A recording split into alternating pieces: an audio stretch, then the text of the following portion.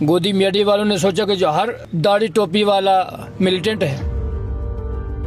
मारा गया आतंकी कारी मोहम्मद एनआईए की मोस्ट वांटेड आतंकियों की लिस्ट में शामिल था। लानत होती है झूठ बोलने वाले पे। पाकिस्तान की तरफ से जो शेलिंग हुई उसकी जद में सबसे पहले पुंछ शहर आया।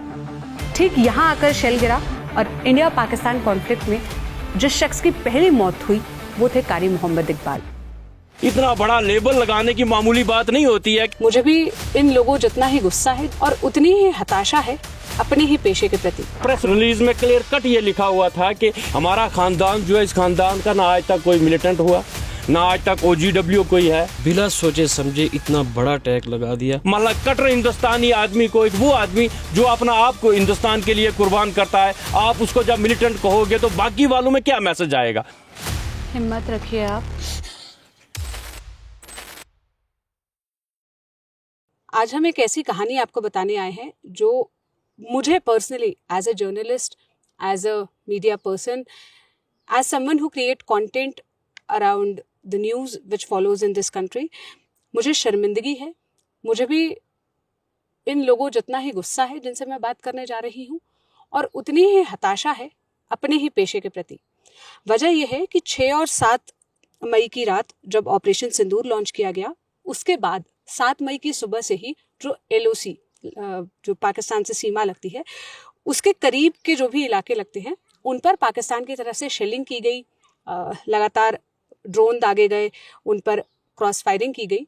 और इस क्रॉस फायरिंग में सबसे ज़्यादा जद में आया जम्मू रीजन का पुंछ डिस्ट्रिक्ट। पुंछ में अगर मैं आधिकारिक आंकड़ों की बात करूं तो अब तक 16 लोगों की मौत हो चुकी है, 50 से ज़्यादा लोग इसमें घायल है। इन 16 लोगों में एक कारी मोहम्मद इकबाल भी थे। कारी मोहम्मद इकबाल पुंछ में एक मदरसा पढ़ता है, उस मदरसे में बच्चों को पढ़ाते थे, वहाँ मौलाना का काम करते थे, मतलब ये उनका प्रोफेशन था। कारी मोहम्मद की मौत के बाद जब उनकी तस्वीरें सोशल मीडिया पर आई, कई जगह पर फैली, तो कुछ टीवी चैनल्स ने कारी मोहम्मद इकबाल को टेररिस्ट बताया, लश्कर से जुड़ा हुआ बताया और ये कहा कि उनकी खोज में NIA सालों से लगी हुई थी। आप टीवी चैनल्स वालों ने क्या चलाया, आप पहले उसके स्निपेट्स देखिए।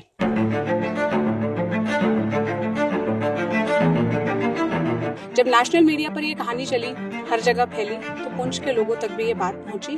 उन लोगों ने इसके खिलाफ आवाज उठाई, तब जाकर कई चैनल्स ने इन वीडियोस को और इन खबरों को डिलीट किया।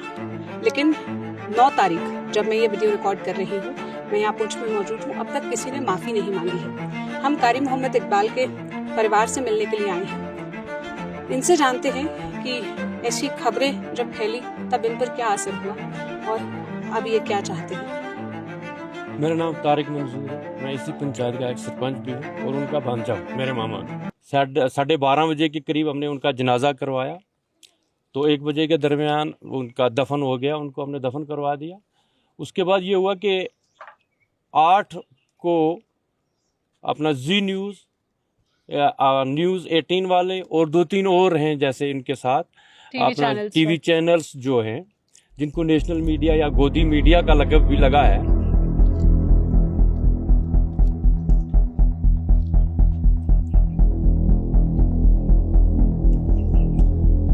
तो उन्होंने उनका डेथ वाला फोटो और दूसरा एक और फोटो जो मतलब नेट पे चढ़ा हुआ था, लोगों ने चढ़ाया था, ये दोनों फोटो जो हैं वो लगाए।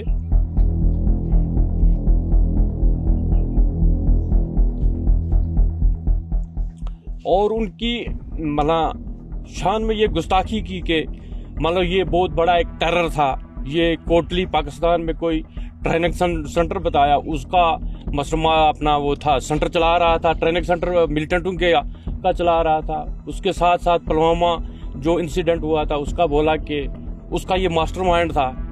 उसके बाद बोला कि ये NIA की हमारी जो टीम थी उनको मतलब मोस्ट वांटेड था, ये बहुत बड़ा टेरर था और इसको हमने मार गिराया है।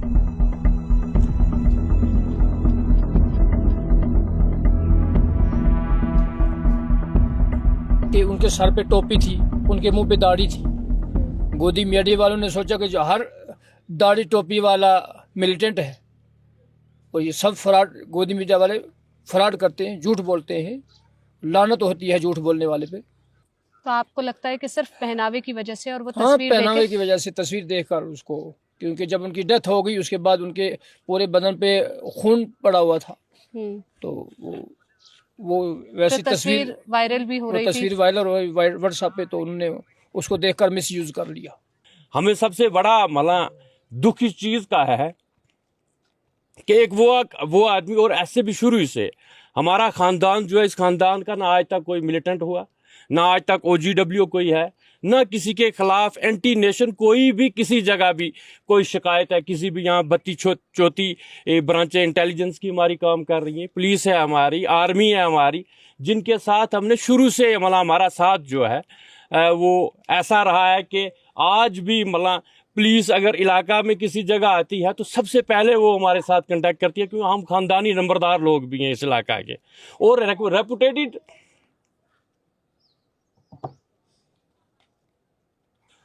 हमने हर वक्त में मतलब 1965 का जंग हो या 71 का जंग हो, इन सारे मतलब क्रूशियल वक्त में और मिलिटेंसी में भी हमने अपना इलाका कभी नहीं छोड़ा और अपने लोगों की खिदमत की, और इन लोगों में हमारा एक मुकाम है। वो मीडिया वाले, वो जब मैंने खबर देखी तो उनका मुझे ऐसे लग रहा था कि ये इसके ऊपर काफ़ी सालों से रिसर्च कर रहे थे, जैसे उनको पक्का ये उन्होंने सर्च करके बताया कि जैसे वो बता रहे थे कि इतने सालों से ये इसमें मुलव्वस थे, ये ट्रेनिंग करवा रहे थे, ये करवा रहे थे। उन्होंने बिना सोचे समझे इतना बड़ा टैग लगा दिया।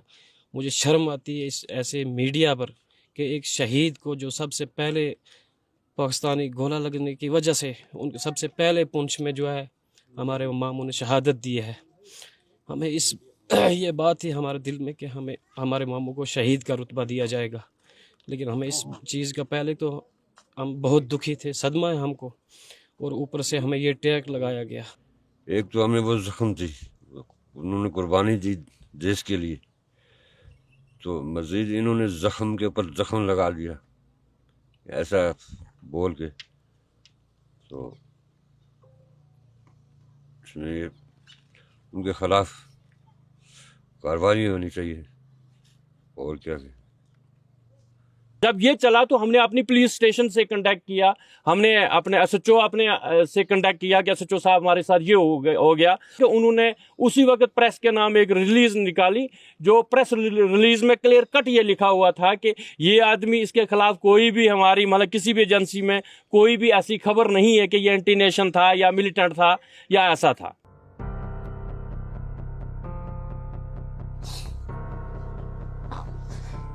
हिम्मत रखिए आप।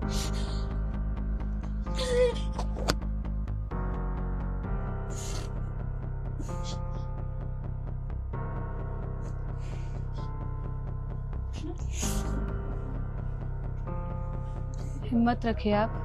और इस दुख की घड़ी में भी हम ये चीज सोचते हैं कि अगर आज की डेट में भी मतलब उनके साथ दूसरे जो मीडिया वाले वो कम से कम इतना आए होते कि हमसे इतनी गलती हो गई जी, कि किसी ने अगर फोटो हमारे पास पहुंचाए, हमसे गलती हुई, हम फिर भी सोचते हैं यार आज 10 दिन हो गए किसी ने इतनी बात भी नहीं पूछी कि हमने इतना बड़ा ब्लंडर कर दिया।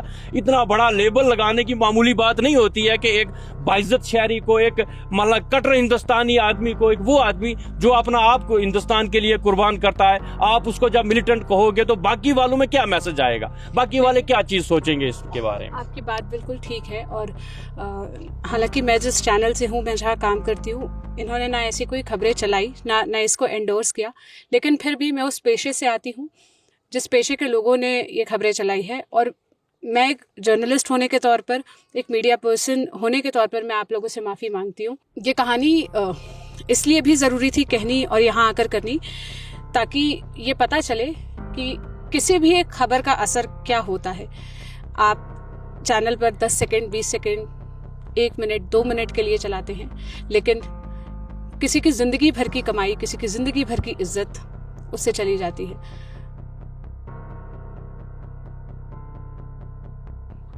हम जिस वक्त में ये खबरें कर रहे हैं, जैसा वक्त अभी चल रहा है, इंडिया पाकिस्तान के बीच में जो टेंशन चल रही है, जो वॉर जैसी सिचुएशन बनी हुई है, इसमें ज़रूरी है कि हम गंभीरता से और थोड़ा सा सहजता से हर खबर को देखें, परखें, फिर आगे बढ़ाएं।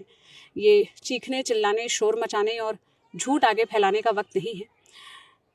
हम इसलिए ये कहानी यहाँ करने आए थे ताकि इनके साथ जो नाइंसाफ़ी हुई, जो गलत हुआ, भले ही वो हमने ना किया हो, इस पेशे से आने वाले दूसरे लोगों ने किया हो, वो माफ़ी मांगे ना मांगे, लेकिन ये रिपोर्ट हमारी तरफ से, हमारे पेशे की तरफ से इस परिवार के लिए, इन लोगों के लिए माफ़ी थी। पुंछ से हमारी कवरेज लगातार जारी है। मैं सोनल हूँ, कैमरे के पीछे मेरे साथ धीरज हैं। आप जिस्ट के साथ जुड़े रहिए। इस रिपोर्ट पर आप क्या कहेंगे, आप हमें कमेंट में बताइएगा।